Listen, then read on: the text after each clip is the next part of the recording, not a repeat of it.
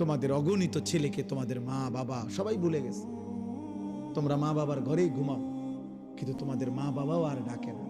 কারণ তোমার চুল, চেহারা, লেবাস, পোশাক দেখে, তোমার চলাফেরার অসভ্যতা দেখে মা বাবাও এতটাই বিরক্ত, যা তারাই বলে দিছে, যা ফিসা দিয়ে ফিট তার কপালে,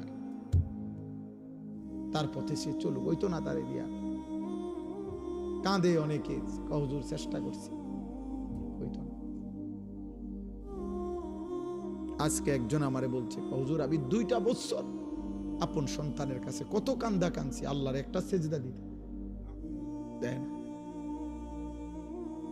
এই জন্য বললাম, কোন মানুষের জন্য এর চাইতে বড় লানত, অভিশাপ আর কি যে তার আপন মা বাবাও এখন আর তার আখিরাতের জন্য ভাবে না।